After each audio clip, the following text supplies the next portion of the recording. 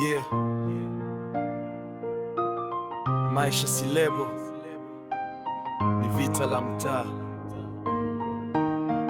Kila siku funzo, kila kosa ni darasa. Yeah. Yeah.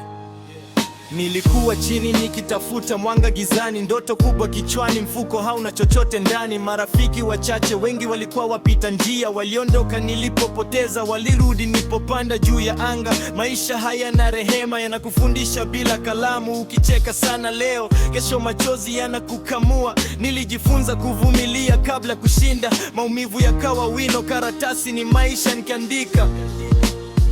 Harakati za maisha hazina ramani, unaanguka, unasimama, unaendelea tena safari. Kama huna imani utapotea njiani, lakini moyo ukiwa imara, hata dhoruba inakuwa hadithi. Yeah. Nimeona njaa ikibadilisha tabia za watu, ahadi nyingi mdomoni, vitendo vinabaki chatu. Mtaa ulinilea ukanifundisha nidhamu, siamini kila tabasamu nyuma yake kuna sumu. Nilipambana na hofu nikamkabili ukweli, hakuna mkate bure, kila tonge lina bei. Sikutaka shortcut, nilitaka heshima, jasho langu likawa sauti, mafanikio yakaja pole pole kimya.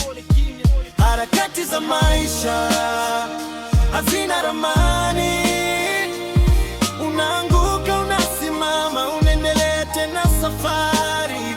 Kama huna imani utapotea njiani, lakini moyo ukiwa imara, hata dhoruba inakuwa hadithi. Usikate tamaa kama dunia imekupa mgongo. Mti hukua kimya kimya kabla ya kuzaa matunda mengi mno. Kila machozi ni mbegu, subiri mvua ya wakati. Kesho utacheka ukikumbuka ulipotoka. Hizo ndizo harakati. Leo naandika mistari kwa niaba ya waliokata tamaa, kama mshikaji wangu Ruben kukimbia Kibaha. Waliojificha nyuma, tabasamu ndani, mioyo inauma. Kama unasikiliza hii ujue hauko peke yako. Maisha ni vita ya muda, usife moyo mapema rafiki yangu. Nitazidi kusonga hata kama njia ni nyembamba, kwa sababu na mimi kesho inaweza kubadilika ghafla. Yeah.